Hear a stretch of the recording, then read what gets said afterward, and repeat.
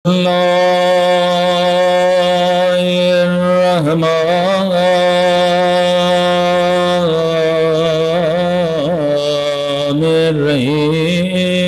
الرحيم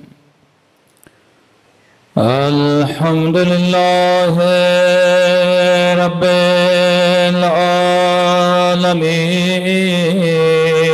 العالمين الحمد لله كما هو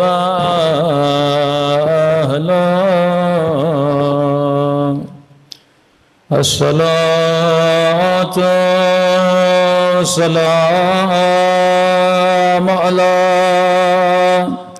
سيد المرسلين وخاتم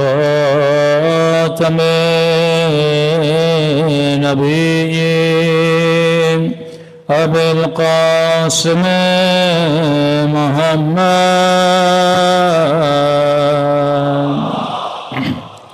صلى الله عليه وسلم وعلى آله الطيبين الطاهرين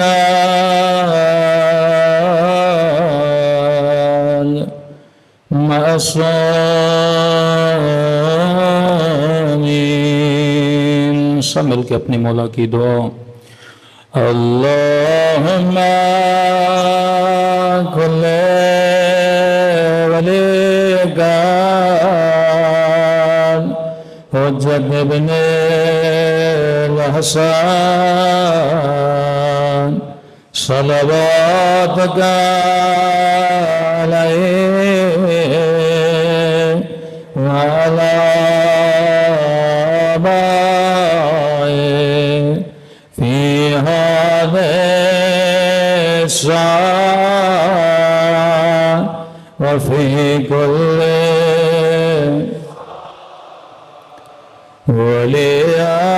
وليان وحافظا وقائدا وناصرا ودليلا حتى تسكنه أرضك طوعا وتمتع فيها طويلا برحمتك يا ارحم الراحمين صلوات پڑھے محمد والے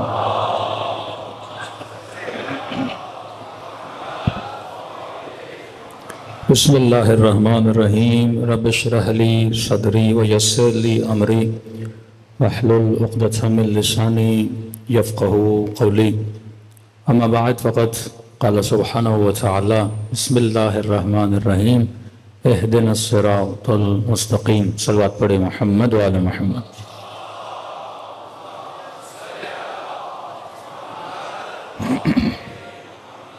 دعا ہے پروردگار عالم ہم سب کی عبادتوں کو اپنی بارگاہ عالی میں قبول فرمائے اور جو مقصد عبادت مقصد زندگی مقصد طہارت مقصد حیات لے کر فرش عزا پہ تشریف لائے خدا ان مقاصد میں بھی ہم سب کو کامیابیاں نصیب فرما دیں میری گزارش ہوگی لاؤڈ کی ایک ہی سیٹنگ کریں بار بار آگے پیچھے نہ کریں صلوات پڑھے محمد وآل محمد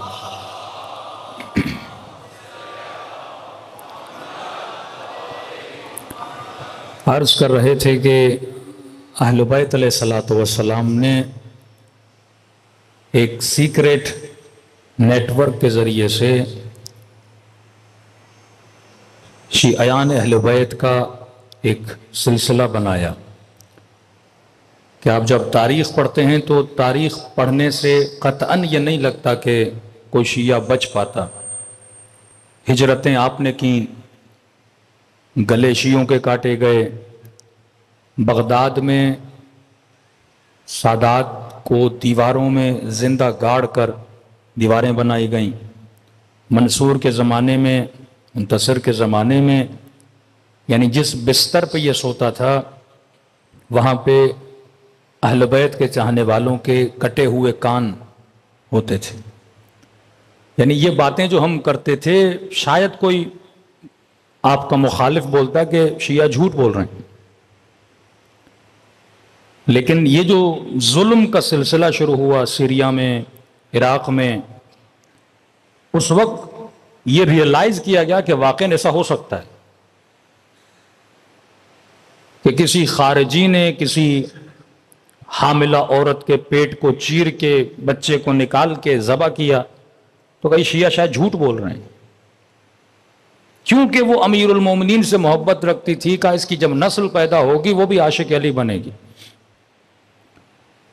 لیکن آج جب یہ واقعات ہوئے سیریا میں کہ صرف ایک دن میں موصل کی یونیورسٹی کے 400 شاگردوں کو مار کے، کچھ کہتے ہیں زندہ گڑھا کھود کے ان کو وہیں دفنا دیا، کہ ابھی ان بیچاروں کی لاشیں وہاں دریافت ہوئی ہیں، کہ زندہ زندہ اردن کے پائلٹ کو جلا دیا جائے، ٹیلی فون کی تار سے خاتون کے گلے کو گھوٹا جائے، ایک ٹیکسی ڈرائیور ماں کے سامنے اسی کے بچے کو اس کے سامنے ذبح کر دے.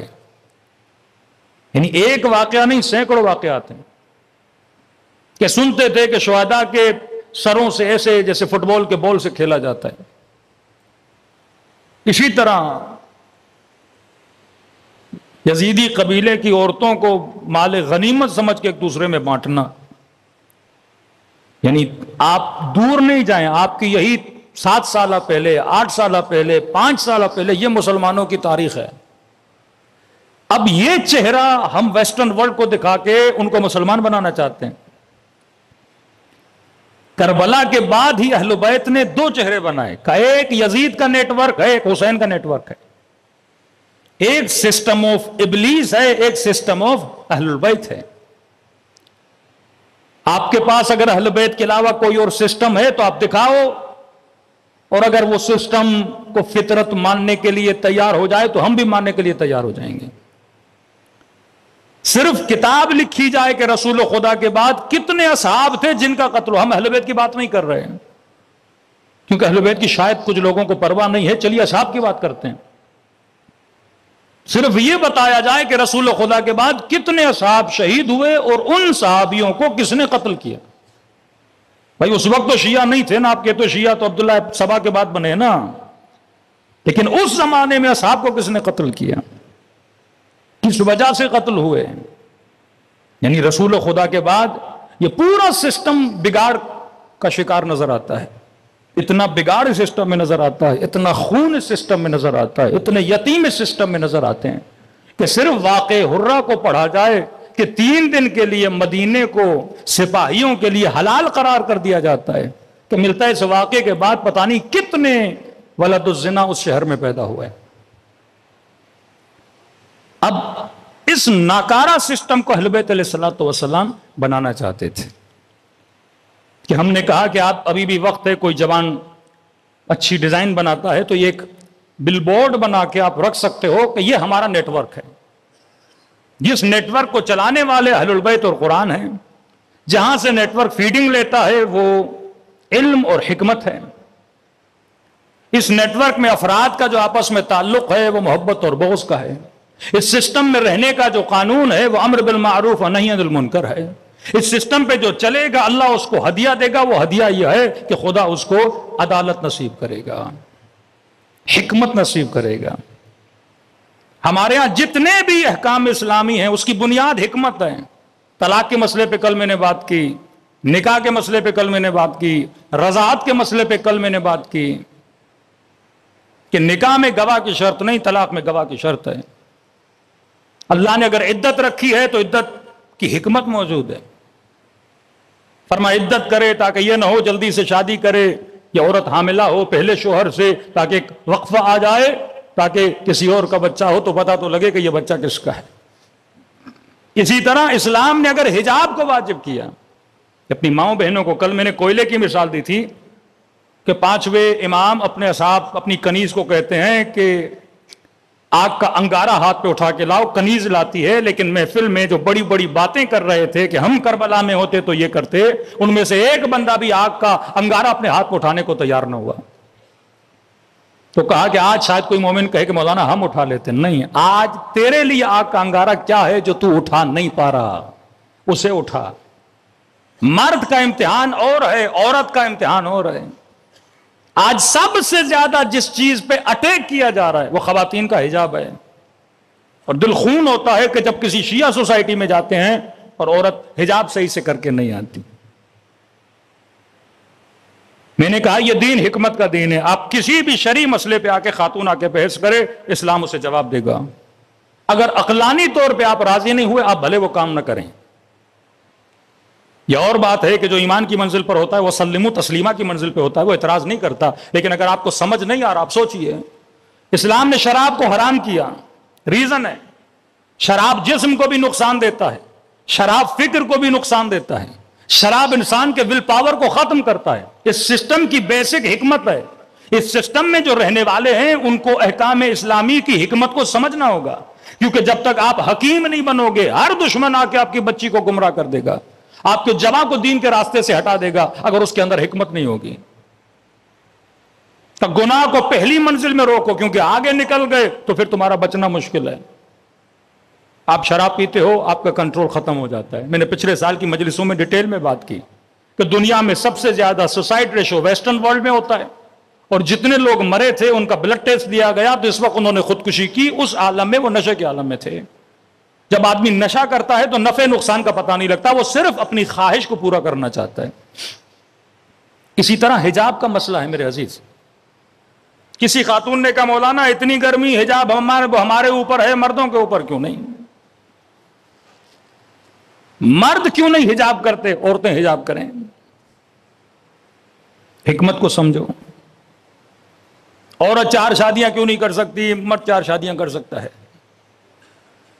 یہ وہ جوابات تھے، یہ مولوی اور مفتیوں کا کام تھا۔ یہ فیمنسٹ ٹولے جو آج نکل رہے ہیں، لبرل اور فیمنسٹ اور براڈ مائنڈڈ قسم کے لوگ، ان کو جواب کس نے دینا تھا؟ دین نے جواب دینا تھا۔ اور آج کچھ موٹیویٹر اسپیکر جو مولاناز نہیں ہیں جواب دے رہے ہیں تو سارے مفتی ان کے خلاف ہو گئے کہ مولویوں کا کام یہ آج کیوں کر رہے ہیں؟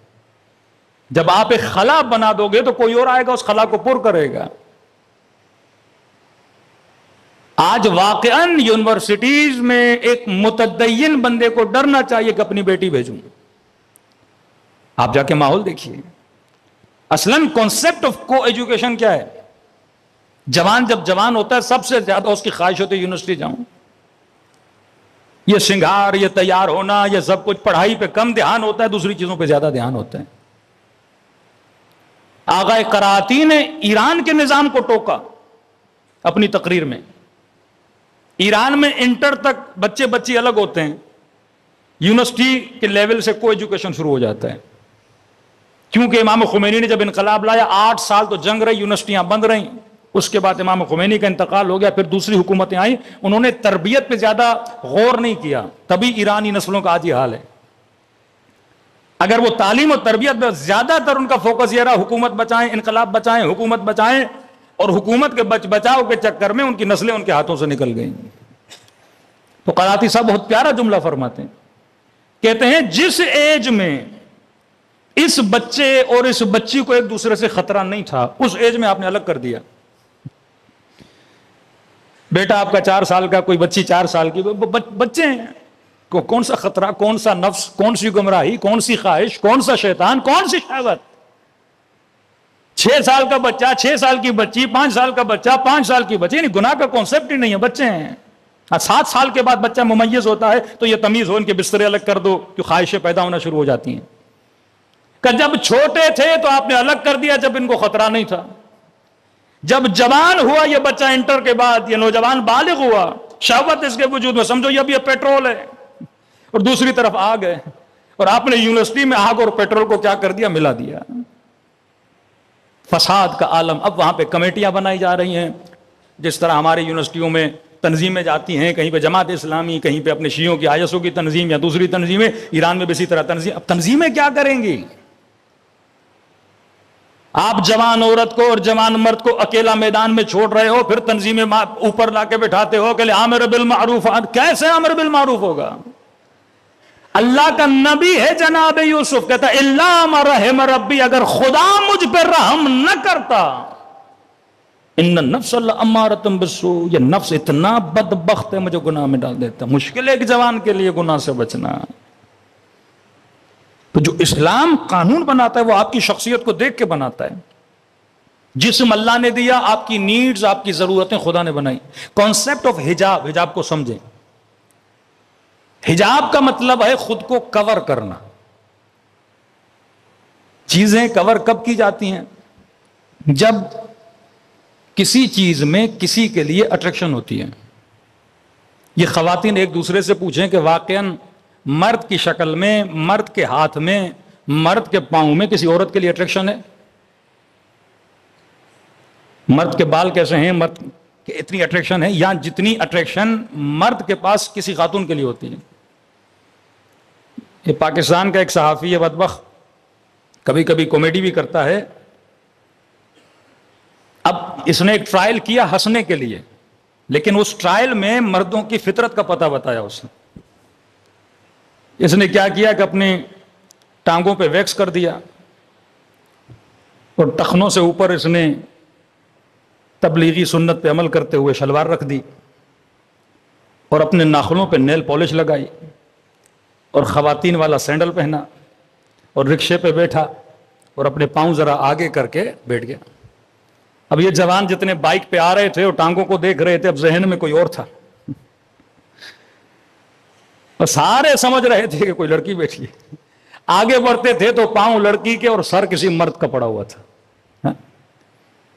یہ دکھانے کے لیے کہ خدا نے ایک خاتون کے ناخن میں بھی مرد کے لیے اٹریکشن رکھی ہے، خدا نے عورت کے بال میں بھی مرد کے لیے اٹریکشن رکھی ہے، اس کے لباس میں بھی مرد کے لیے اٹریکشن رکھی ہے۔ ابھی اللہ نے اس کو بنایا ایسا ہے تاکہ یہ مرد کے لیے اٹریکٹیو چیز بنے، اس کے بجائے کہ یہ مرد کسی ایسے گناہ میں پڑے جس طرح قوم لوط پڑ گئی تھی، ہم جنس گرا بن جائے، یہ مرد خود رضائی کی طرف چلا جائے۔ خدا نے اس کو صحیح سالم لذت عطا کی کہ مرد کے لیے عورت کو بنایا، عورت کے لیے مرد کو بنایا اور جذاب بنایا تاکہ اس کی زندگی میں اس خاتون کی ویلیو ہو، ان کے درمیان پیار رہے، محبت رہے، یہ تعلق ان کے درمیان برقرار رہے۔ کیونکہ تمہارے اندر اٹریکشن ہے لہذا تمہاری قیمت ہے۔ جب اٹریکشن ہوتی ہے تو وہ چیز ارزش مند ہو جاتی ہے، اور جب ارزش مند ہو جاتی ہے تو مرد کے لیے اس چیز کی ڈیمانڈ بن جاتی ہے، اور جس چیز کی ڈیمانڈ ہوتی ہے اس کی سیل زیادہ ہوتی ہے۔ سونا آپ کور کر کے رکھتے ہو، نہ کبھی کھول کے رکھتے ہو، ہیرا آپ کور کر کے رکھتے ہو، کبھی کیوں سونے تجوریوں میں ہوتے ہیں؟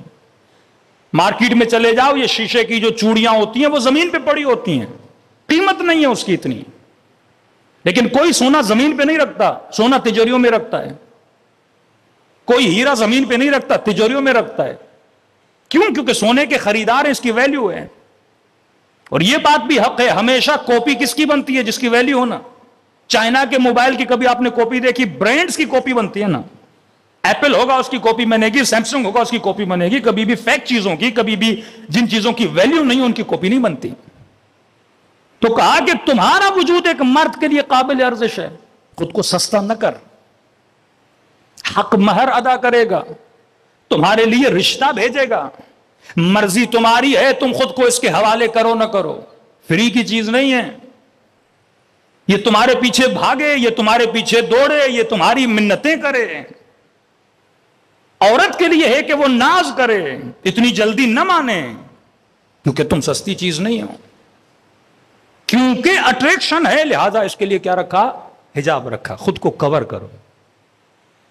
بالوں میں اٹریکشن کا بال کور کرو، ہاتھوں میں اٹریکشن ہے اگر خوبصورت ہے کسی خاتون کی کا کور کرو، کیونکہ اٹریکشن پیدا ہوگی وہ تمہاری طرف توجہ کرے گا، تمہیں حاصل کرنا چاہے گا، اور اگر انسان کا نفس اتنا پاک اور پاکیزہ اور باہمت نہیں ہے، انسان جلدی خود کو کھو بیٹھتا ہے۔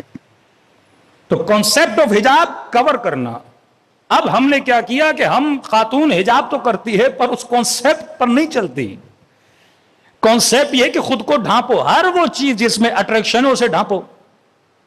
اب کیا کیا؟ سر پہ دوپٹہ رکھ دیا، مثلا لباس تنگ پہنا، تو یہ حجاب نہیں ہوا، کیونکہ حجاب کا کانسیپٹ پورا نہیں ہوا. آپ مجلس امام حسین میں آ رہے ہو پر ہدف امام حسین کو حاصل نہ کرو، مجلس کا کوئی فائدہ نہیں. ہدف امام حسین سوچ کو بلند کرو، ہدف امام حسین اللہ سے دوستی کرو، ہدف امام حسین جہنم سے دور ہو جاؤ، جنت کے قریب ہو جاؤ. ہدف امام حسین حرام سے بچو، حلال کی طرف آؤ. ہدف امام حسین واجب پر عمل کرو، محرمات سے بچو. یہ ہدف امام حسین ہے. مجلس میں آؤں رشوت جاری رہے، مجلس میں آؤں حرام کاریاں جاری رہیں، مجلس میں آؤں شراب پینا جاری رہے، مجلس میں آؤں زنا جاری رہے، مجلس کا کوئی فائدہ نہیں. امام رضا کا فرمان ہے جو اللہ کی دربار میں توبہ کرے اور نیت یہ ہو کہ کل میں پھر جا کے گناہ کروں گا، فرمایا یہ توبہ نہیں کر رہا، یہ اللہ کا مذاق اڑا رہا ہے. ہر چیز امام بارگاہ بنی ایک ہدف ہے نا، ذکر ہو. گھر بناتے ہو ہدف ہے رہوں، گاڑی بناتے ہو سفر کروں، موبائل لیتے ہو یوز کروں، لیکن چیزیں لو اور استعمال نہ کرو تو کوئی آپ نے اس ہدف پہ عمل نہیں کیا. ہدف حجاب یہ خود کو کور کرو، اپنی اٹریکشنوں کو چھپاؤ. اب نارملی آج حجاب کو فیشن بنا دیا، سر پہ دوپٹہ ہے لیکن نیچے ٹائٹ لباس ہے، جینز پہنی ہوئی ہے، کہتے ہم تو حجاب میں مولانا. بھائی حجاب دوپٹے کا نام نہیں، حجاب کور کرنے کا نام ہے. اپنے حسن کو چھپانا اس کا نام ہے حجاب. اب شیطان کیا کرتا ہے؟ عورت کو کہتے ہیں آپ آزاد ہو. اب کانسیپٹ آف شیطان کو دیکھیں. شیطان عورت کو کہتا ہے تمہاری ڈیمانڈ ہے، جب ڈیمانڈ ہے تو خود کو ظاہر کرو تاکہ یہ سارے مرد تیرے پیچھے لگیں. اللہ کہتا ہے تمہاری ڈیمانڈ ہے پر فری میں خود کو ظاہر نہ کرو. لیکن آج خاتون کے بدن سے اتنا لباس اتار دیا کہ اس کی کوئی قیمت نہیں رہی، کوئی وقت نہیں رہی. جس کی قیمت تھی آج نگاہ جو کسی عورت پہ، وہ نگاہ صرف نگاہ شہوانی، نگاہ انسانی نہیں ہے. آج ویسٹرن ورلڈ میں ایک مرد جب عورت کو دیکھتا ہے وہ صرف شہوت کی نگاہ سے دیکھتا ہے.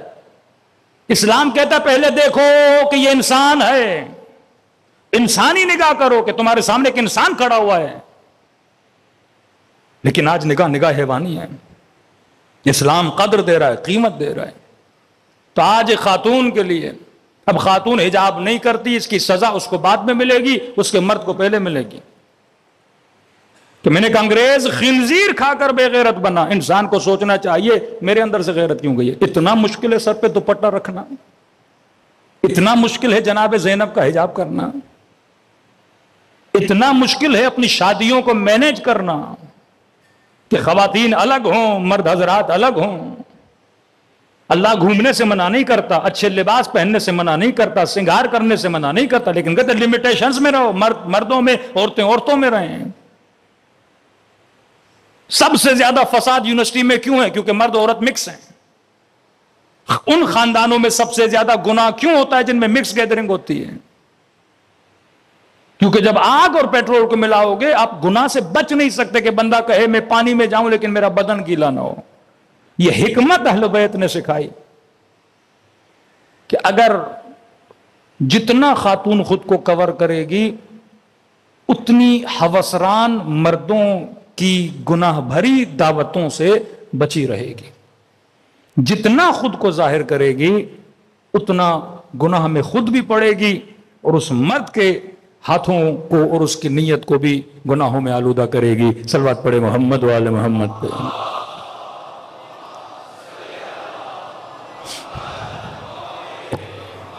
دیکھیے جس طرح اہل بیت کیا ہیں؟ شعائر اللہ. یاد رکھیے شعائر کا مطلب کیا ہے؟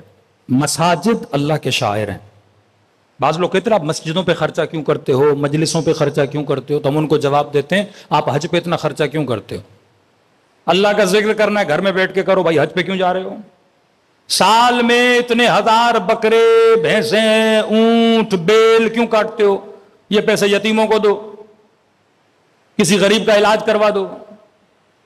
ایک بندے کا حج پہ 14-15 لاکھ خرچہ آتا ہے، کیا ضرورت ہے بھائی 7 چکر لگا کے واپس آتے ہو؟ کہ نہیں، شعائر اللہ ہے. خرچ کرو تاکہ اللہ کی یاد زندہ رہے. امام حسین پہ خرچ کرتے ہیں تاکہ یاد حسین زندہ رہے. شعائر.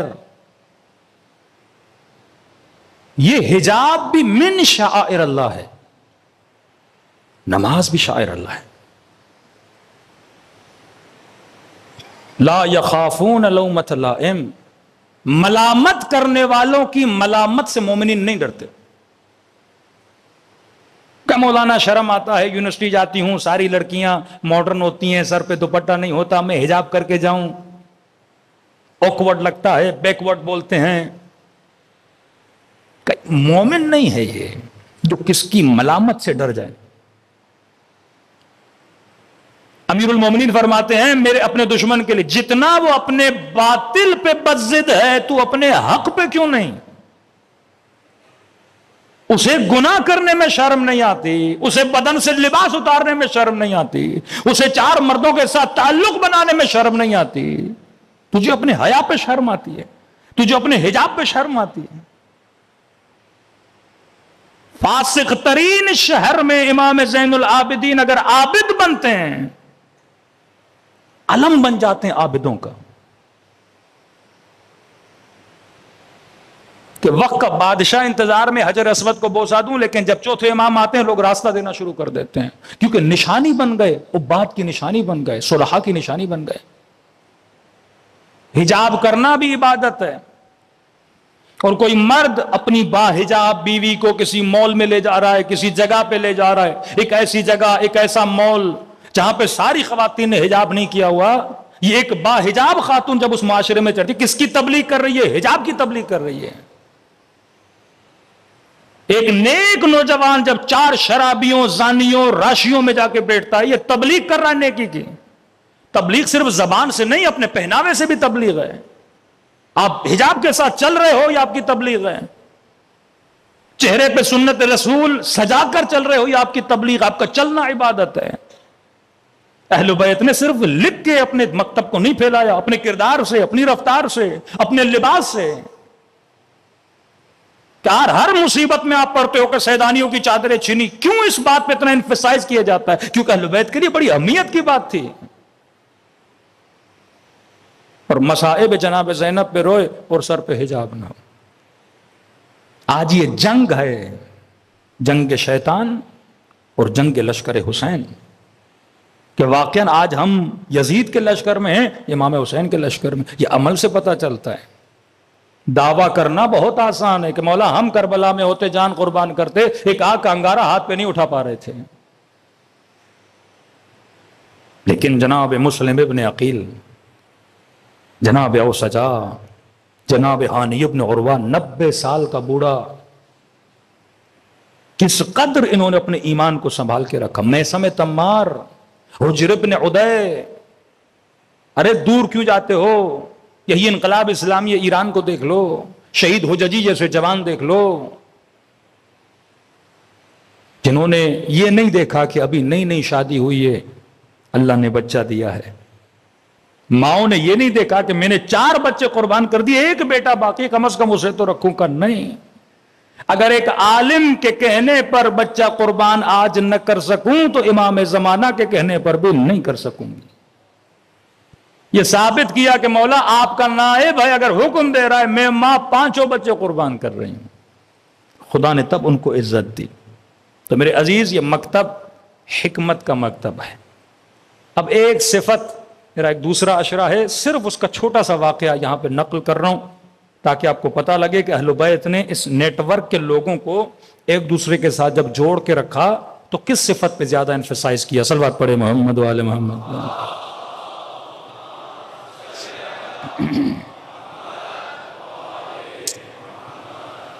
ایک صفت میں نے اصحاب امام حسین کی ذکر کی تھی، صفت بصیرت. کیونکہ اگر آپ نے اس نیٹ ورک میں رہنا ہے تو اس نیٹ ورک میں رہنے والے بندے کو اسمارٹ ہونا چاہیے. یہ نیٹ ورک بے انتہا اسمارٹ نیٹ ورک ہے، لیکن اتنا ہی سمپل بھی ہے. یعنی بہت سمپل چیزیں ہیں، لیکن اگر انسان کی سمجھ میں نہ آئے تو انسان گمراہ ہو جائے. چوتھے امام، 5ویں امام کی محفل میں جس طرح آپ بیٹھے ہیں، لوگ آتے تھے. اس نیٹ ورک کی ابتدا رکھی رسول خدا نے، اور رسول اپنے اصحاب کو، اپنی امت کو کلو دیتے تھے کہ جب ہم نہ رہیں اور پریشان ہو جاؤ تو فرما ان چیزوں پہ توجہ رکھنا، دشمن کچھ بھی کرے تجھے گمراہ نہیں کر سکے گا. آپ دیکھتے ہیں نا لشکر امام حسن میں کچھ لوگ ٹوٹ جاتے ہیں، کچھ لوگ رک جاتے ہیں. کچھ بھی ہو جائے، مالک علی کو نہیں چھوڑ رہا، عمار علی کو نہیں چھوڑ رہا. ابو ایوب انصاری امیر المومنین کو نہیں چھوڑ رہے، میثم تمار، قمبر، حجر بن عدی امیر المومنین کو نہیں چھوڑ رہے، جناب کمیل سر کٹا دیا۔ کون سی طاقت تھی کہ علی کو نہ چھوڑے؟ کہتے ہیں بصیرت۔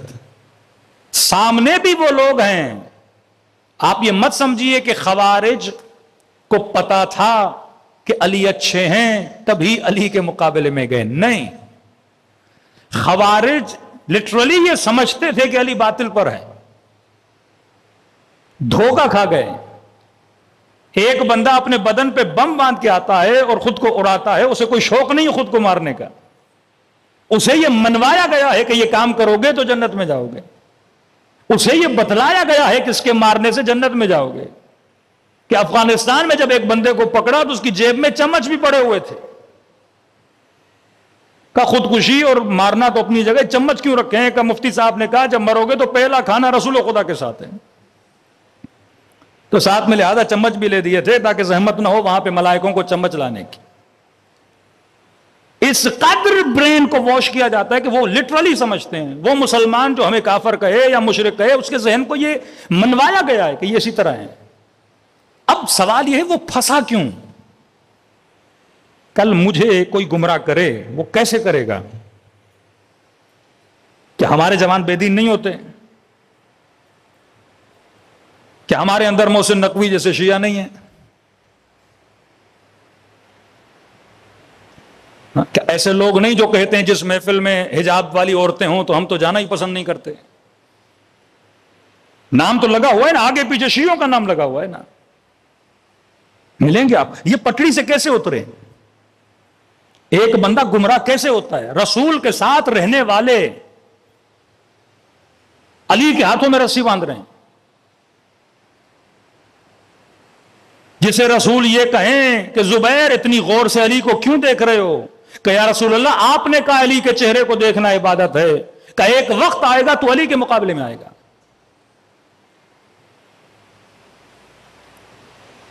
کیسے ٹوٹے؟ ان کے اندر ایک صفت نہیں تھی، وہ کلو، وہ رمز، وہ راز جو رسول خدا بتا کر گئے اس کو انہوں نے چھوڑ دیا۔ کہا نا آخری زمانے میں دین کا گلا دین سے کاٹا جائے گا۔ جس طرح آج شیعہ کو اگر لڑانا ہو تو علی کے نام پہ لڑایا جاتا ہے۔ جس چیز سے سب سے زیادہ محبت ہو اسی چیز سے لوگوں کو آپس میں لڑایا جاتا ہے۔ کون سی صفت ہے؟ فرماتے ہیں وہ ہے بصیرت کا نہ ہونا۔ بصیرت کیا ہے؟ المؤمن کیس، مومن ہوشیار ہوتا ہے، مولا فرماتے کین ہوتا ہے، شارپ ہوتا ہے۔ جناب مختار کے لیے لفظ استعمال کیا گیا، ان کا فرقہ بنا فرقہ کیسانیہ۔ یہ لقب رسول نے دیا تھا کہ تیرا بیٹا کیس ہوگا، ہوشیار ہوگا۔ زیارت جامع کبیر یا ساست العباد اہل بیت کے لیے استعمال کیا گیا، اے بندگان خدا میں بہترین سیاست کرنے والے اہل بیت۔ لوگ سمجھتے ہیں سیاست یہ ہے کہ جنگ جیتو، فلاں کو مارو، تخت بچاؤ۔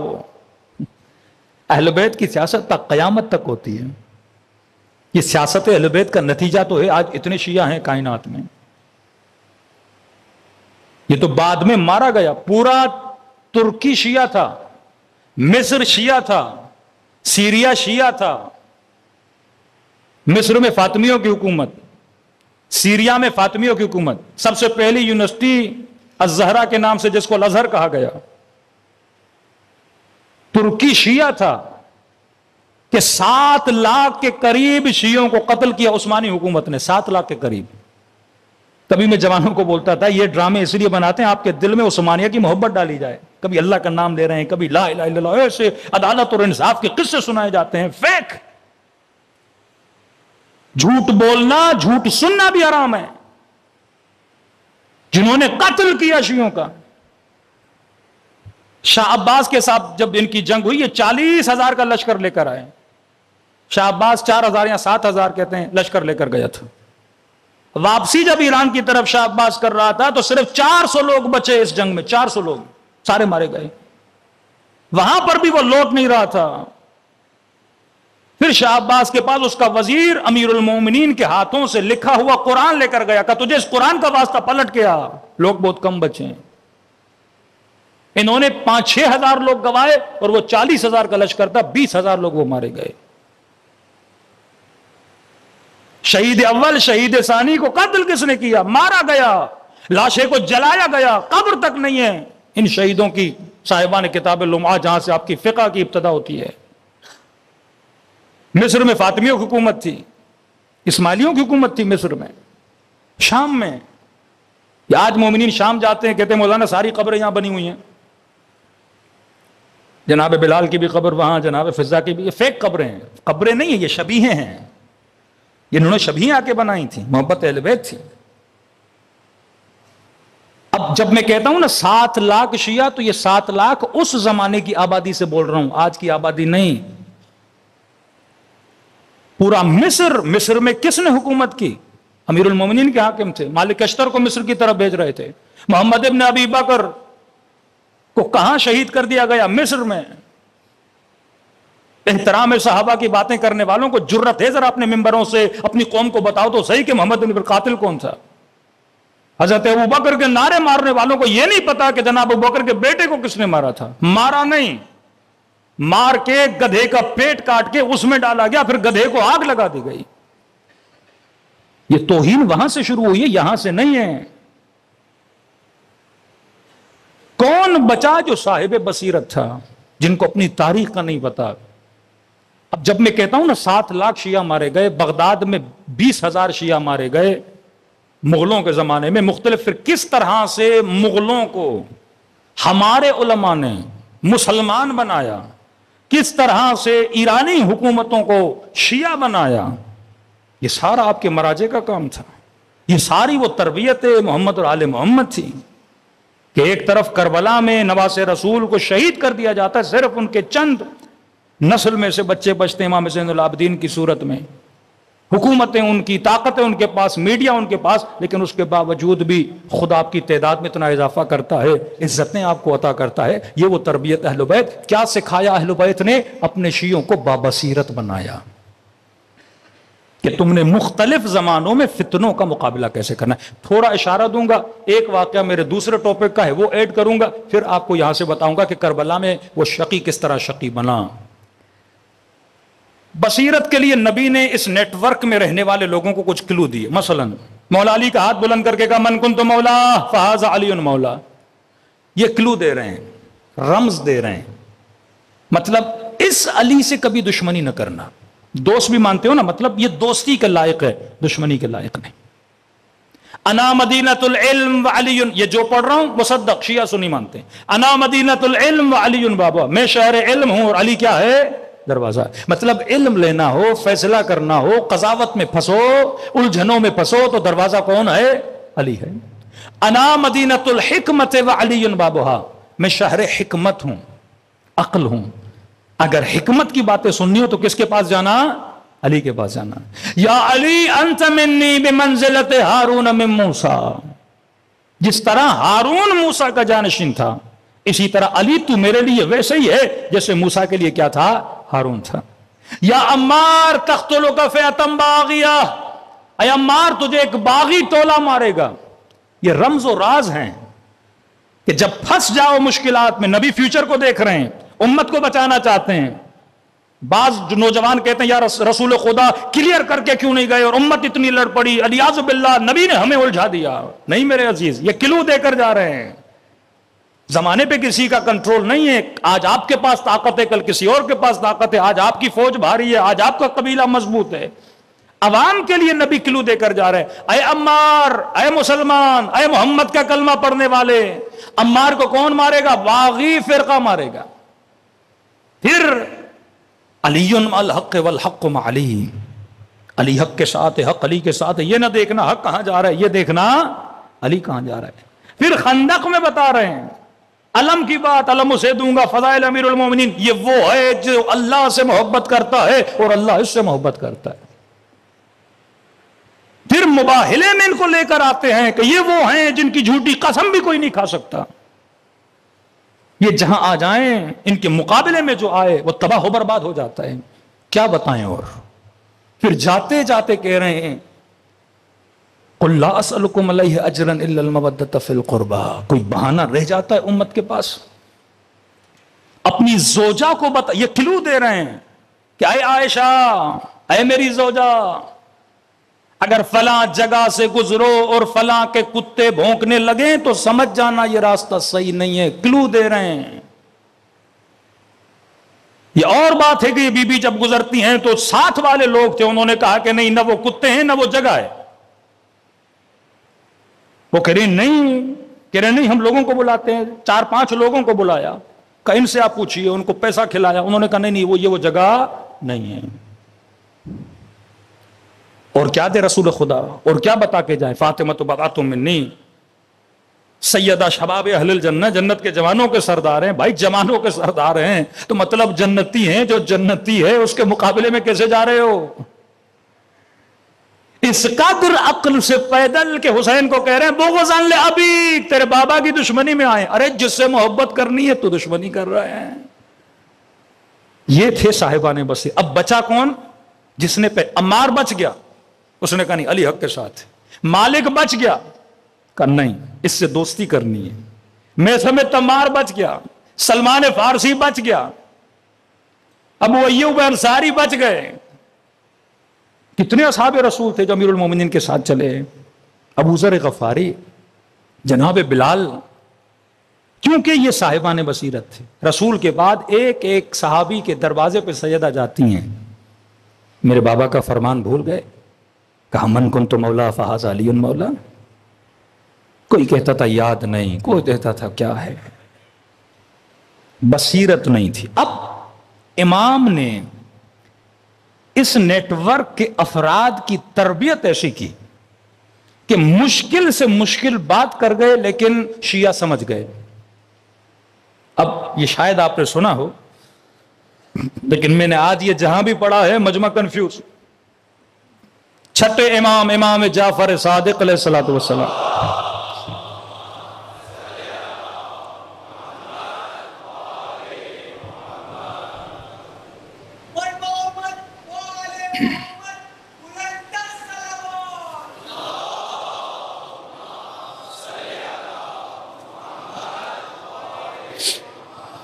چھٹے امام، امام ششم دنیا سے جاتے ہیں اور وصیت لکھتے ہیں. مجمع پریشان کہ مولا کا وصی کون ہے؟ حاکم منصور دوانقی، ظالم ترین بندہ. اس نے بھی سپاہیوں کو بھیجا، افواج کو بھیجا کہ جا کے دیکھو کہ اس امام کا جانشین کون ہے. خدا آپ سب کو سامرہ کی زیارت نصیب کرائے. سرداب امام میں جب جاتے ہیں نا، یہ وہ جگہ ہے جہاں 5 سال امام زمانہ رہے. 5 سال، کتنی چھوٹی جگہ ہے. گھر کی کنیزوں کو بھی پتا نہیں تھا اس گھر میں بچے کی ولادت ہوئی ہے. کنیزوں کے اندر جاسوس تھے. یہ انٹیلیجنس کا نیٹ ورک پرانے زمانے کا نیٹ ورک ہے کہ گھر کے بھیدیوں میں جاسوس بٹھا دیے. آخری جانشین ہے، اگر حکما کو پتا چلتا امام کو شہید کر دیتے. اب بعض کہتے ہیں اللہ بچاتا. بھائی اللہ نے حضرت موسیٰ کے لیے ان کی ماں نے کتنی زحمتیں کی ہیں نا. اللہ دخالت نہیں کرتا، اللہ کی سنت نہیں بدلتی. آپ نے ظاہری اسباب میں خود کو بچا کے رکھنا ہے. جہاں بالکل ایسا معاملہ ہو جائے تو پھر خدا دخالت کرتا ہے. یذبحون ابناءہم ویستحیون نساءہم. موسیٰ نے حضرت موسیٰ کو مارنے کے لیے فرعون نے حاملہ عورتوں کی شکموں کو پارا کیا تھا. خوف تھا یہ بچہ آئے گا میرے تخت کو گرا دے گا. تو معصومین چھٹے امام کے بعد ایک ایسا ماحول بنا، پتہ چل جاتا کہ امام ہیں. اس وقت منصور کے زمانے میں تو مسئلہ ہوتا. تو اب سپاہی کھڑے ہیں، انٹیلیجنس کے لوگ کھڑے ہیں کہ پتہ چلے جانشین کون ہے. اور سپاہیوں کو بھیجا جیسے اعلان ہو جانشین کا پتہ چلے آپ ان کو پکڑ کے لائیں، یا شہید کر دیا جائے یا جو بھی. اب امام یہ خط لکھ رہے ہیں کن لوگوں کے لیے؟ جن کو بابصیرت بنا چکے ہیں، جن کو تربیت دے چکے ہیں، جن کو کلو دے چکے ہیں. ایک ایسا خط جس سے دشمن بوکھلاہٹ کا شکار ہو جائے پر اپنے سمجھ جائیں کہ مولا کیا کہنا چاہتے ہیں. کیسے وہ بتاتا ہوں. اب پریشان کہ مولا کا جانشین کون ہے؟ میرے چھٹے امام نے خط میں لکھا کہ میرے 5 جانشین ہیں. پہلا جانشین منصور دوانقی. اب وہ آئے تھے کس کو پکڑنے کے لیے؟ امام کے جانشین کو. اور امام نے کہا میرا جانشین کون ہے؟ منصور دوانقی. دوسرا جانشین والی مدینہ، دونوں ظالم. تیسرا جانشین میری بیوی. چوتھا جانشین میرا بیٹا عبداللہ ابتح، جسمانی طور پہ امام کا یہ بیٹا معذور تھا. 5ویں جانشین موسیٰ کاظم. یہ پریشان ہو گئے بھائی کون جانشین؟ منصور کو جا کے بتایا آپ کو بنا کر گئے. اس نے کہا معاملے کو چھوڑ دو. وہ تو وہیں سے پیچھے ہٹ گیا. سیدھے سادے شیعہ پریشان ہو گئے بھائی منصور کیسے؟ اپنی زندگی میں جس سے مولا اظہار برات کرتے رہے، جس والی کے لیے کہتے رہے ان کے پیچھے جا کے نماز جمعہ اور نماز بھی پڑھیے تو تمہاری نمازیں غلط ہیں. کہ بعض شیعہ انہی باتوں کو لے کے کہتے ہیں کہ امام کی غیبت میں نماز پڑھنا صحیح نہیں ہے. یہ اس زمانے کے والیوں کے لیے تھا. پریشان ہوئے، ابہام میں چلے گئے بھائی. مولا تو کنفیوز کر کے چلے گئے. عام بندہ کنفیوز ہو جاتا ہے جس طرح امت رسول کے بعد کیا ہو گئی؟ کنفیوز ہو گئی. ابو حمزہ سمالی جو شیعہ با بصیرت تھا امام کا، دعائے ابو حمزہ سمالی چوتھے امام کے زمانے سے قبر امیر المومنین کے کنارے پہ بیٹھا ہے اور تفسیر قرآن کا درس دے رہا ہے. کسی نے آ کر کہا کہ ابو حمزہ سمالی تمہارا امام جعفر ابن محمد دنیا سے رخصت ہو گئے. کہتے ابو حمزہ سمالی نے جیسے سنا غم کے مارے غش کھایا. جب ہوش میں آیا تو پہلا سوال کیا جانشین کون ہے؟ تو فرمایا میرے 5 جانشین ہیں. منصور دوانقی، والی مدینہ، زوجہ، ایک بیٹے کا نام لیا عبداللہ جسمانی طور پہ معذور، اور 5ویں امام موسیٰ کاظم. عام شیعہ جو صاحب بصیرت نہیں تھا وہ پریشان ہو گیا. ابو حمزہ سمالی پہلے تو بے ہوش ہوئے. جب ہوش میں آئے پہلا سوال یہ کیا کہ بتاؤ امام وصیت کیا کر کے گئے؟ کون ہے جانشین؟ انہوں نے کہا کہ ابو حمزہ ہم بھی پریشان ہیں کہ جانشین کون ہے. پہلے کہا منصور دوانقی، والی کوفہ، زوجہ، بیٹا، اور یہ نشانیاں بتائیں. کہ جیسے ابو حمزہ سمالی نے سنا تو پہلا جملہ الحمدللہ الذی ہدانا، کہ خدا کا شکر ہے اس نے جعفر صادق کے ذریعے مجھے ہدایت عطا فرمائی. وہ پریشان ہو گئے کہ ہم کنفیوز ہیں کہ امام کون، اور آپ کہہ رہے ہیں اللہ کا شکر ہے کہ اللہ نے کیا عطا کی ہے؟ ہدایت عطا کی ہے. کہ کنفیوز وہ ہو جو صاحب بصیرت نہیں. وہ امام جو اپنے لیکچرز میں اپنی باتوں میں یہ کلو دے کر گئے کہ شرائط امامت کیا ہوتی ہیں. کہ یہ 5 نہیں، یہ ان 5 ناموں میں شرائط بھی بتائی ہیں اور ذکر امام بھی کر گئے ہیں. شرائط امامت کوئز کے کوئسچنز ہوتے ہیں نا، 5 آپشن دیے جاتے ہیں. پہلی شرط امامت کے امام کون ہوگا؟ عادل ہوگا، مطلب ظالم نہیں ہوگا. دوسری شرط امامت کے امام عالم ہوگا. تیسری شرط امامت کے امام جو امام بنے گا جسمانی طور پر اس میں کوئی نقص نہیں ہونا چاہیے. ایسا کوئی کانا ہے امام نہیں ہو سکتا، معذور ہے امام نہیں ہو سکتا، برس کی بیماری ہے، کوئی ایسی بیماری ہے جو لوگوں کی نظروں میں آتی ہے، کوئی عیب ظاہری اس کے بدن میں ہو تو وہ نہ امام ہو سکتا ہے نہ نبی ہو سکتا ہے.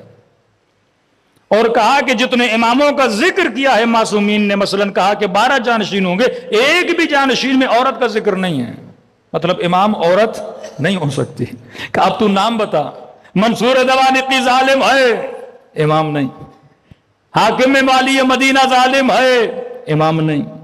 جو زوجہ بتائی وہ عورت ہے، امام نہیں ہو سکتی. جس بیٹے کا ذکر کیا وہ جسمانی طور پہ معذور ہے، امام نہیں.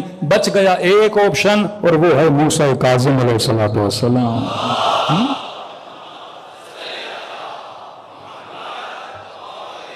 ہم اجل فرجوں، یعنی پہلے کلو بتا دیتے ہیں. آج مومن پریشان، مولانا کس کو مانے کس کو نہ مانے. کسی جوان نے کہا کہ مولانا امیر المومنین کے زمانے میں لوگ تھے، علی کو دیکھ کے حق سمجھ آ گیا، حسن کو دیکھ کے حق سمجھ آ گیا، آسان تھا. امام حسین کو دیکھا کربلا میں چلے گئے، مولا کی مدد کی، آسان تھا. امام زین العابدین کے امام تو تھا، کہ ہم کیا کریں اگر امام پردے غیب میں ہے، ہم کیسے بچیں. اگر امام ہوتے میں امام کے پیچھے چلتا. جتنے فرقے، اتنی باتیں، اتنے نظریے، مولانا ہم جائیں تو کہاں جائیں. میں نے کہا علی نہیں تو کیا ہوا، علی کی باتیں تو ہیں. مولا حسن نہیں تو کیا ہوا، وہ باتیں، وہ کلو، وہ با بصیرت کی بصیرت بننے کی نشانیاں جو معصوم نے بتائی ہیں وہ تو تمہارے اندر موجود ہیں. اب یہ اور بات ہے میں پڑھتا نہیں، مجھے ہر چیز کلیئر اینڈ کٹ چاہیے، ایسا تو نہیں ہو سکتا. ابو حمزہ سمالی نے اسٹڈی کیا، تفسیر قرآن کا درس دے رہے تھے، شرائط امامت کا پتہ تھا. یا سادہ شیعہ ہوتا منصور دوانیقی کے پیچھے چلا جاتا، اور سادہ ہوتا حاکم کے پیچھے جاتا، اور سادہ ہوتا امام کے معذور بیٹے کے پیچھے چلا جاتا. لیکن جو صاحب بابصیرت تھا وہی حقیقی امام کے دروازے پر پہنچ جاتا. یہی معاملہ امام رضا کے بعد ہوا. امام جواد کی عمر 7 سال. یہ پہلی مرتبہ شیعت پر امتحان آیا کہ ایک ایسا امام بنا جو جسٹ 7 ایئرز کا امام ہے. پرانا مولا کا صحابی، لیکن بصیرت کم تھی. اس نے کہا دیکھیے جناب یہ 7 سال کے ہیں، جب تک بالغ ہو جائیں، امام تو ہیں لیکن ہم انتظار کریں گے جب تک بالغ ہو جائیں، اور جب بالغ ہوں گے تو پھر ہم ان سے مسئلے پوچھیں گے. وہاں امام کا دوسرا صحابی بیٹھا تھا، اس کو گریباں سے پکڑا، کہا تم نے کتنا درس لیا میرے امام سے؟ ارے جب عیسیٰ کو ماں کے گہوارے میں نبوت مل سکتی ہے تو کیا جواد 7 سال میں امام نہیں ہو سکتے؟ علم من لدنی ہے، یہ اسکول میں نہیں پڑھتے، اللہ کی طرف سے. اعتراض ہے اس کے علم پر کہ آپ کے سوال کا جواب نہیں دیں گے تو آپ سوال کرو نا امام جواد سے. پھر بوڑھے اصحاب امام رضا بیٹھے اور امام جواد. ہمارے کسی امام نے اتنے مشکل یعنی مسائل حج امام جواد نے بیان کی. مسائل حج کیا کہ سوال کرتے تھے مولا کفارہ کب ہوتا ہے کب نہیں ہوتا. ایک لمبی حدیث امام نے ان پرندوں کے، ان جانوروں کے کہ فلاں کے شکار کا یہ کفارہ فلاں. اب ایج امام کی کتنی ہے؟ بہت کم ایج ہے.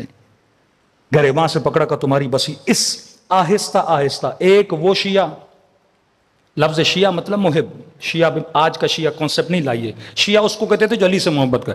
ایک وہ علی سے محبت کرنے والا کہ علی کہیں جنگ پہ چلو، کہے آج گرمی ہے آج سردی ہے. ایک اس زمانے کا محب کہ امام حسین کربلا بلائیں جا نہیں رہا. ایک اس زمانے کا محب کہ امام زین العابدین پہ ظلم ہو رہا ہے دفاع کے لیے نہیں آ رہا.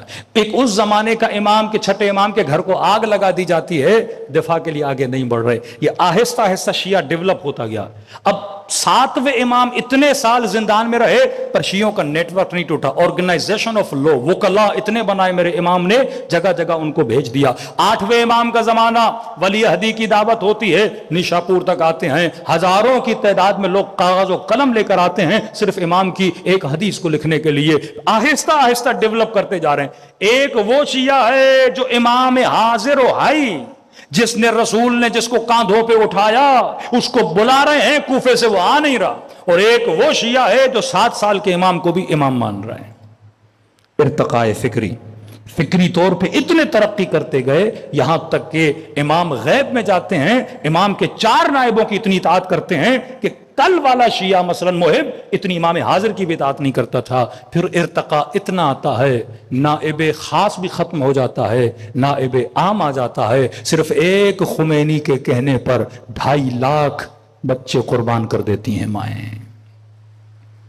کہ آج ایک حسن نصر اللہ کے کہنے پر لبنانی قوم کھڑے ہونے کے لیے تیار ہے. یہ ارتقاء فکری ہے، یہ اطاعت کا ارتقاء ہے، یہ دشمن شناسی کہ سمجھو کہ دشمن کون ہے، سمجھو کہ دشمن کن ذریعوں سے تمہیں گمراہ. پہلے قرآن نیزوں پہ اٹھایا بنو امیہ نے، پھر حسین کا سر نیزوں پہ اٹھایا بنو امیہ نے. دیکھو ظلم کی ابتدا آہستہ ہوتی ہے نا، کہ میں نے مصائب کے جملے پڑھے نا. پہلے جا سیدہ کے گھر کو آگ لگائی، دیکھیں مسلمان کا ریئیکشن کیا ہے. سیدہ کو حق نہ دیا، دیکھیں مسلمان کا ریئیکشن کیا ہے. مالک ابن نمیرہ کو قتل کیا، دیکھیں امت کا ریئیکشن کیا ہے. خلیفہ کشی شروع ہوئی، دیکھیں امت کا ریئیکشن کیا ہے. دوسرے کو مارا، تیسرے کو مارا، امیر المومنین کو شہید کیا، امت کا ریئیکشن دیکھیں کیا ہے. ظلم بڑھتا گیا. جب یہ امت بالکل خاموش ہو گئی، اب یہ جرت پیدا ہوئی کہ حسین کے سر کو کاٹ کے نوک نیزہ پہ کھڑا کر دیا. امت خاموش تماشائی کھڑی تھی. ظلم کم سے شروع ہوتا ہے اور آخر میں ختم ہوتا ہے. تبھی خدا نے قرآن میں کہا میں بھی اس قوم کی حالت کو نہیں بدلتا جو خود اپنی حالت کو نہیں بدلتی۔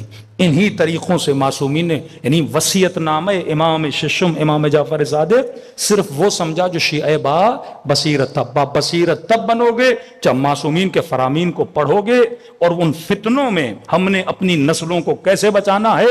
صرف یہ مت کہو جوان کو نماز پڑھ، نماز کی حکمت بتا۔ صرف اپنی بیٹی کو نہ کہو کہ حجاب کر، حجاب کی حکمت بتا کہ اس کے فائدے کیا ہیں۔ شراب نہ پی، نہیں، یہ سمجھاؤ کہ شراب پینے کے نقصانات کیا ہیں، یہ سمجھاؤ کہ اس حیوان کو کھانے کے نقصانات کیا ہیں، نامحرم سے تعلق کا نقصان کیا ہے۔ موسیقی، گانا بجانا، یہ ڈانس کے پروگرامز، یہ مکس گیدرنگ کتنا ہمارے روح پہ گندا اثر چھوڑتی ہے۔ جب تک آپ نسلوں کو سمجھاؤ گے نہیں، باتوں کو ہضم کرواؤ، دین کو چبا چبا کے نسلوں کو سمجھاؤ، تاکہ کل کوئی دشمن، یہ بچہ جو نمازی تھا کہ مولانا یونیورسٹی کیا خراب ہو گیا، یہ بچی جو با حجاب تھی کہ ہم نے یورپ پڑھنے کے لیے بھیجا، حجاب اس نے اتار دیا، کیوں وہ نہ گمراہ ہوئے شامیوں کے زمانے میں؟ کیوں سامنے موت کو دیکھ کے بھی حجر بن عبد نے امیر المومنین کو نہیں چھوڑا؟ آج اتنا سستا ہو جاتا ہے یہ جوان، تھوڑی سی گناہ کی دعوت پہ خود کو بیچ دیتا ہے، کیونکہ ہم نے اس کی بنیادوں کو مضبوط نہیں کیا، ہم نے اسے بابصیرت نہیں بنایا۔ صلوات پڑھے محمد و آل محمد پر۔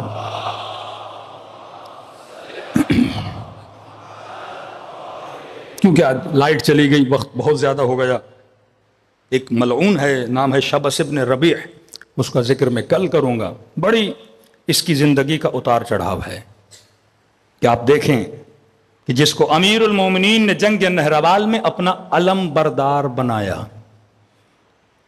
اور اسی بندے کو یزید نے کربلا کے میدان میں اپنے لشکر کا علم بردار بنایا۔ زندگی کا اتار چڑھاؤ صرف بصیرت کے نہ ہونے کی وجہ سے۔ اتنا ظلم کیا آل رسول پہ جس کی مثال نہیں ملتی۔ کم از کم آج تو مسلمان سوچے کہ واقعاً بصیرت پیدا کرے، سقیفے پہ سوچو، جنگ صفین پہ سوچو، جمل پہ سوچو، کربلا پہ سوچو، یہ واقعات کیوں رونما ہوئے۔ جب تک وجوہات کے پیچھے نہیں جاؤ گے تب تک خدا کسی کو ہدایت نہیں دیتا۔ 3 محرم کو ایران میں عادت ہے کہ جناب سکینہ کے مصائب پڑھے جاتے ہیں۔ ہمارے یہاں مشہور ہے بی بی سکینہ، وہاں مشہور ہے جناب رقیہ۔ تاریخ میں ہے کہ سکینہ لقب تھا، نام کیا تھا؟ رقیہ تھا۔ اور ہمارے یہاں یہ کہ جناب کچھ اور مشہور ہے، لیکن جو تحقیق مختلف تحقیقات ہیں، ملتا ہے یہ بی بی مولا حسین کی وہ بیٹی ہیں کہ جب یہ پیدا ہوئی تھیں تو ان کی والدہ گرامی دنیا سے چلی گئی تھیں۔ جناب رقیہ مشہور ہیں بے نام سکینہ۔ سکینہ لقب کیوں پڑا؟ کیونکہ بچپن میں ماں دنیا سے چلی گئی، تو یہ زیادہ تر امام حسین کے پاس رہتی تھی۔ مولا جب راتوں کو سوتے بھی تھے، کیونکہ ماں نہیں تھی، تو اس بچی کو اپنے سینے پہ سلا کے سویا کرتے تھے۔ اور ان چھوٹی سی بچی کو اتنی عادت ہو گئی کہ ان کو نیند نہیں آتی تھی جب تک بابا کا سینہ نہیں ملتا تھا۔ تو لقب پڑا سکینہ تو ابھی، اپنے بابا کے دل کا چین۔ زینب بابا کی زینت، زینب اپنے بابا کی زینت۔ اسی لیے پورے سفر میں یہ بچی بابا کے بڑے قریب تھی، نماز ہوتی تو بابا کے ساتھ بیٹھ جاتی، سفر میں بابا کے ساتھ، جگہ جگہ۔ تبھی اہل بیت سب سے زیادہ اگر کسی شہادت پہ روئے ہیں وہ جناب سکینہ کی شہادت ہے۔ ایک مولانا کہتے ہیں کہ ہم نے جناب سکینہ کے مصائب پڑھے، کہتے خاتون آئیں، ایران کا واقعہ ہے، روئے جائیں کہ مولانا مجھے بڑی بے چینی ہے۔ کیا ہوا ہے؟ کہا میں نے خواب دیکھا ہے، اس خواب نے مجھے بے چین کر دیا۔ کیا دیکھا ہے؟ کہ کل میں آپ کی مجلس میں آئی تھی، مجلس ہو رہی تھی، میری 2 بچیاں ہیں، مجلس میں بیٹھی تھیں۔ اب ظاہر ہے بچے ماں سے کبھی پانی مانگتے ہیں، کبھی کیا مانگتے ہیں، تو کہتی ہیں جس طرح میں نے کہا ایران کی مجلسوں میں چائے بھی چلتی ہے بیچ بیچ میں، تو کہہ رہی ہے چائے کا ٹرے آیا اور کچھ خواتین نے چائے، 1 کپ چائے کا بچا، تو میری جو بڑی بیٹی تھی اس نے کہا مجھے چائے پینی ہے، تو میں نے اس کو چائے دی۔ چھوٹی والی دیکھ رہی تھی، اس نے کہا کہ مجھے بھی چائے چاہیے۔ میں نے ایک بار ڈانٹا، میں نے کہا چائے ختم ہو گئی ہے، بعد میں کہا نہیں مجھے چاہیے، بچے ہیں کوئی چیز دیکھتے ہیں تو کہا مجھے بھی چاہیے۔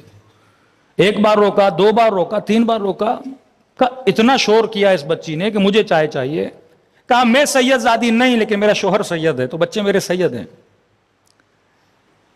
5-6 بار منع کرنے کے بعد اتنا مجھے الجھانے لگی کہ میں مولانا کی مجلس نہیں سمجھ رہی تھی. تو کہتی مجھے غصہ آ گیا اور میں نے اسے تماچا مارا.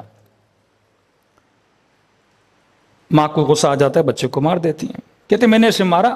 تماچا مارنے کے بعد یہ خاموش ہو گئی، بولی نہیں مجھ سے.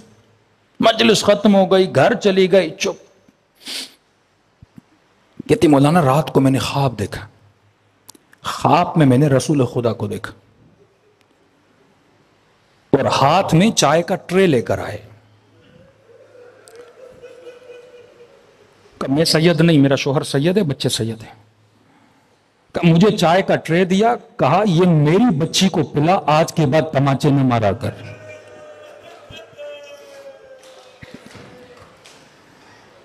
کہ جب سے خواب دیکھا ہے مجھے سکون نہیں ہے. مولانا نے سمجھایا یہ رسول سمجھانے کے لیے آئے تھے کہ بچوں کو مارا نہ کرو. نسلوں کے اتنے فاصلے کے بعد بھی اگر کوئی سید بچی کو تماچا مارے، رسول برداشت نہیں کر رہے.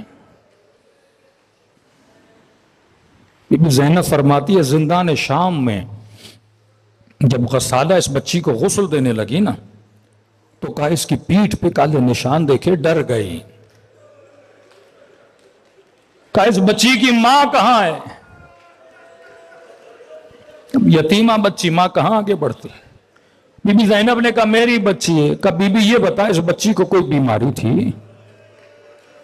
کہا کیوں؟ کہا اس کی پیٹھ پہ اتنے کالے نشان کیوں ہیں؟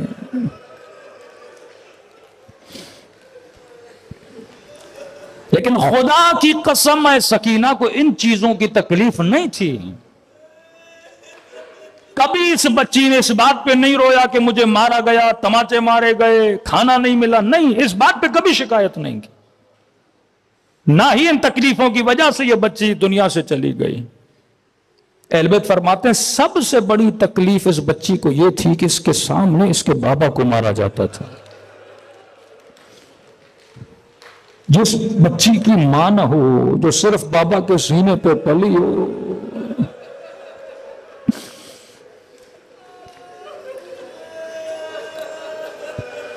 یہ روایت میں نے آج پڑھی کہ جیسے یہ بچی شہید ہوئی، واقعہ لمبا ہے. خود جناب سکینہ کی شہادت بھی امام زین العابدین کہتے ہیں رومی سپاہی ایک خرابے میں اہل بیت کو بیٹھا، ایسی دیواریں جو 2-3 دن میں گر جاتی ہیں، اہل بیت شہید ہو جاتے ہیں. کہ یہ رومی سپاہی یہ سمجھ رہے تھے کہ ہمیں ان کی زبان سمجھ نہیں آتی، لیکن امام ہے ہر زبان کو سمجھتا. کہتے ہیں یہ اپنی زبان میں کہہ رہے تھے ہم نے اس لیے ان کو یہاں رکھا ہے کہ دیواریں گر جائیں، ہم حادثہ شو کر کے بولیں کہ یہ دنیا سے چلے گئے. اسی رات جناب سکینہ کی شہادت ہوتی ہے اور بی بی کی شہادت کی وجہ سے اہل بیت کو یہاں سے منتقل کیا جاتا ہے کہیں اور. یعنی منجی بنتی ہیں امام زین العابدین کے لیے. سیدہ زینب فرماتی ہیں رات کے اندھیرے میں اس بچی نے خواب دیکھا. خواب میں دیکھتی ہیں کہ بابا آئے ہیں اسی طرح جس طرح گھر میں سینے پہ سلاتے تھے، سکینہ کو سینے پہ سلایا ہے. اب یہ خواب دیکھ کے نیند سے اٹھتی ہیں، جیسے اٹھتی ہیں تو پھر کہتی ہیں میرا بابا کہاں ہے، میرا بابا کہاں ہے. کہتی اتنا روئیں کہ اشقیاء کی نیندیں خراب ہو گئیں. اس لئی نے کہا یہ بچی کیوں رو رہی ہے؟ کہ بابا کو یاد کر رہی ہے. کہ ایک کام کر، بابا کا سر بھیج تاکہ ہمیشہ کے لیے چپ ہو جائے. اتنے نزدیک سے سکینہ نے بابا کا سر پہلے نہیں دیکھا تھا.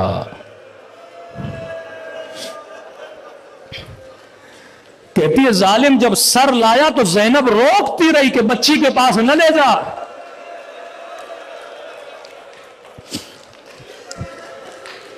دو روایتیں، ایک روایت سر دیکھا، بچی نے ایک لفظ نہیں بولا، اسی چپی میں دنیا سے چلی گئی.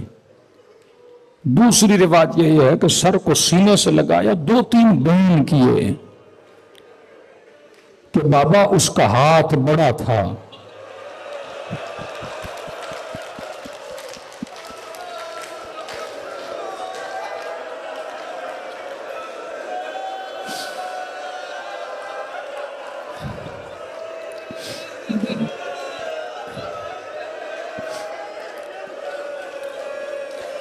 میرا رخسار چھوٹا تھا. آج اس بی بی کی شہادت نہیں پڑھ رہا, صرف رب دے رہا ہوں تاکہ کربلا کی طرف تیرا دل چلے. سیدہ زینب فرماتی جب روح پرواز کر گئی تو کہا سب بیبیوں میں سے زیادہ جو بی بی رو رہی تھی وہ ام کلثوم تھی. اتنی تڑپیں, اتنا روئیں, اتنا بلبلائیں کہ بی بی زینب نے کہا ام کلثوم کیا کر رہی ہو؟ ہم بڑے ہیں, ہم نے بچوں کو حوصلہ دینا ہے. اگر آپ ہی حوصلہ نہیں رکھیں گی تو بچے کیا کریں گے؟ ام کلثوم اتنا رو کیوں رہی ہو؟ کہ بہن زینب ایک منظر یاد آ رہا ہے. کہ کون سا منظر؟ کہا جب شام کے بازار میں یہ بچی میرے گود میں تھی, شامی بچوں کے ہاتھوں میں روٹیاں تھیں. سکینہ کی نگاہ جب روٹی پہ پڑی نا, آہستہ سے میرے کان میں کہا پتری اماں مجھے بہت بھوک لگی ہے.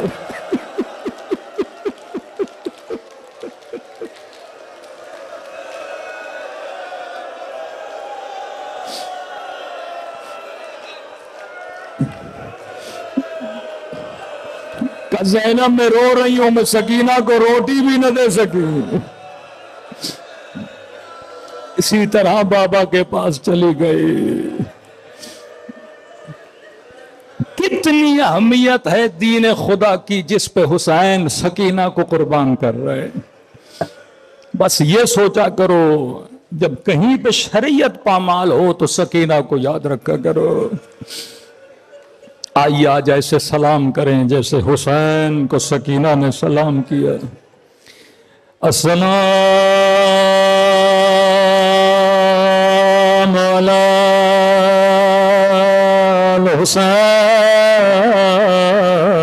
الحسین وعلی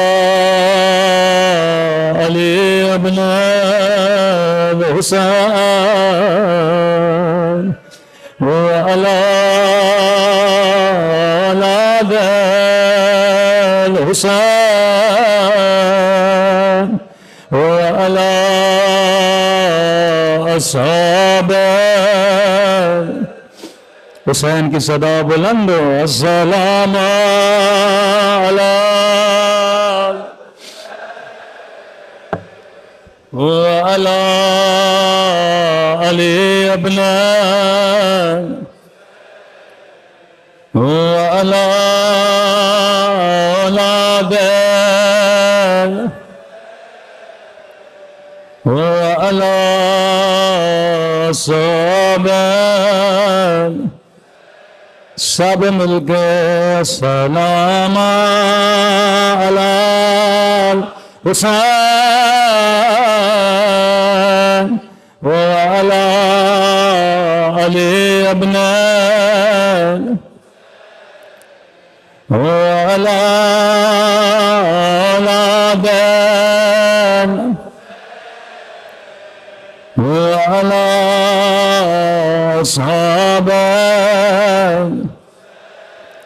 میرا سلام ہو اس بیمار بچے پہ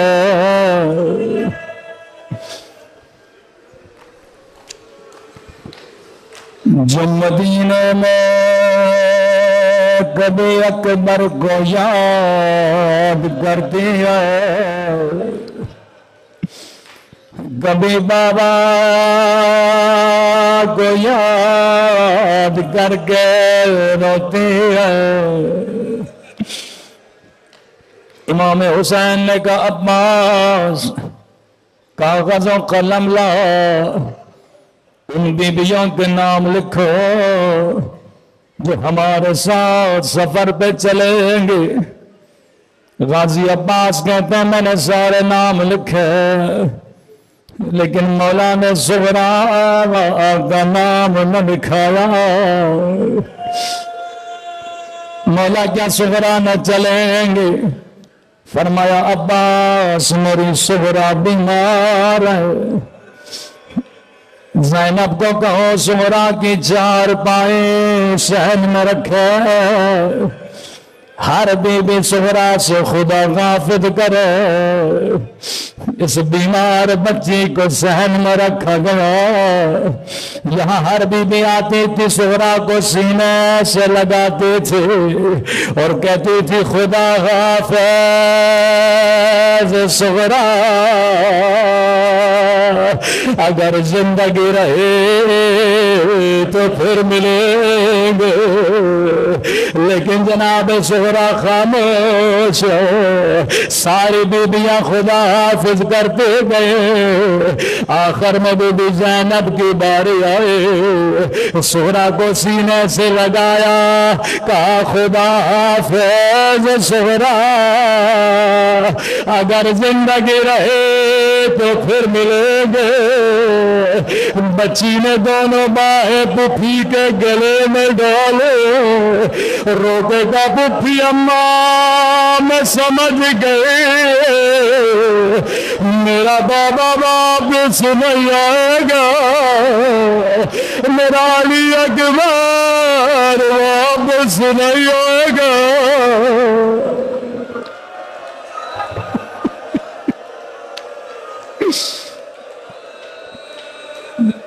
بی بی زینب کو بڑا پیار آیا، روکے کا سغرا تجھے کس نے کہا، اس بات کا علم میرے علاوہ حسین کے علاوہ کسی کو نہیں ہے۔ روکے کہنے لگی پھپھی اماں میں بیمار ہوں، مجھے راتوں کو نیند نہیں آتے، آدھی رات کا وقت تھا، میں نے دیکھا آسمان سے نوری اماری اترے، نوری اماری سے کالے برقعے میں بی بی باہر آئے، زمین پہ بیٹھے سر میں خاک ڈال کے کہنے لگے، اے میرے لال حسین، تیری ماں زہرا تجھے کہاں کہاں روگی، وہ کربلا میں رو یا شام کی والا۔